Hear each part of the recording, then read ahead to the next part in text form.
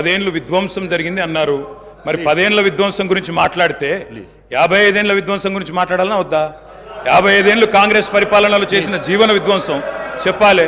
ఇప్పుడు గౌరవ సభ్యులు రామ్మోహన్ రెడ్డి గారు మాట్లాడుతూ రాజశేఖర రెడ్డి గారి పేరు తీసుకున్నారు, గత ముఖ్యమంత్రుల పేర్లు తీసుకున్నారు.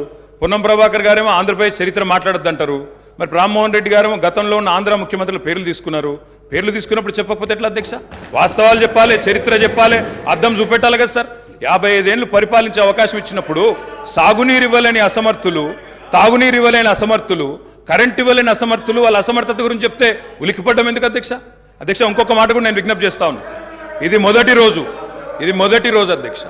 మొదటి రోజే ఇంత ఉలికిపడితే ఎట్లా అధ్యక్ష? మొదటి రోజు ఇంత భయపడితే ఎట్లా? ఒక్కొక్క మంత్రి గారు లేసి అప్పుడే ఉలికిపడి మాట్లాడుతున్నారు. అంత భయం ఎందుకు సార్? అంత భయం ఎందుకు సార్? అధ్యక్ష, నిర్మాణాత్మక సూచనలు చేయాలన్నారు భట్టి గారు, వి వెల్కమ్ ఇట్.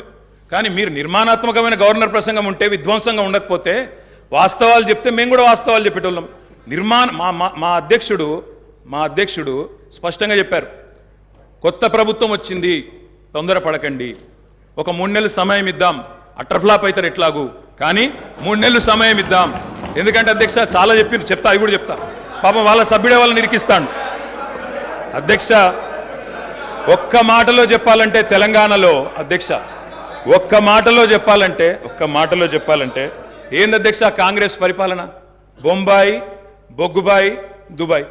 ఆనాడు ఇదే కదా అధ్యక్ష. మొత్తం ప్రజలు వలసలు పోయే దుస్థితి, రైతులు మొగులు దిక్కు చేసే దుస్థితి, మొత్తంగా ఆఖరికి ఇవాళ అక్కడ కూర్చున్న ముఖ్యమంత్రి గారి సొంత జిల్లాలోనే గంజి కేంద్రాలు అధ్యక్ష. ఇందిరమ్మ రాజ్యం అంటే గంజి కేంద్రాలు, ఆకలి సావులు, ఎన్కౌంటర్లు తప్ప ఏముండే అధ్యక్ష? ఇది గొప్పగా చెప్తున్నారు అధ్యక్ష. ఆ రోజుల్లో ప్రాజెక్టులు కట్టకున్నా, పైసలు తరలించకపోయినా ఆంధ్రాకి మౌనంగా మంగళహారతులు పట్టింది తెలంగాణ కాంగ్రెస్ నాయకులు కాదా అధ్యక్ష? ఆనాడు మేము రాజీనామాలు చేస్తుంటే, గొంతు చించుకుంటుంటే, పేగులు దిగేదాకా కొట్లాడుతుంటే, పదవుల కోసం పెదవులు మూసుకున్నది ఎవరు అధ్యక్ష? ఇలా బాగా మాట్లాడుతున్నారు అధ్యక్ష. ఇంకొక మాట చెప్తా ఉన్నా, ఇదే శాసనసభ అధ్యక్ష, తెలంగాణ పదం నిషేధిస్తే ఒక్క కాంగ్రెస్ నాయకుడు మాట్లాడిండా అధ్యక్ష?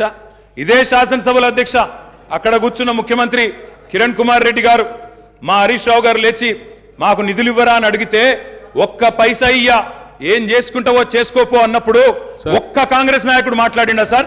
ఇలా బాగా మాట్లాడుతున్నారు. పదవుల కోసం పెదవులు మూసిన చరిత్ర ఖచ్చితంగా తెలంగాణ కాంగ్రెస్ నాయకులదే.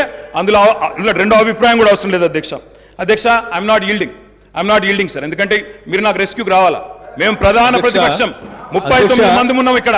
మాటికి ఒక్కసారి ఇంటర్ఫియర్ చేస్తే మాకు కూడా సమయం ఇవ్వాలా. మీరు మాకు కూడా 4 సభ్యులకు మాట్లాడే అవకాశం ఇవ్వండి. మాటికి మంత్రి గారు చెప్పడం ఏందండి? సమాధానం చెప్పలేరా అధ్యక్ష? అంత భయం ఎందుకు? సమాధానం చెప్పలేరా అధ్యక్ష? సమాధానం చెప్పలేరా సార్ వీళ్ళు?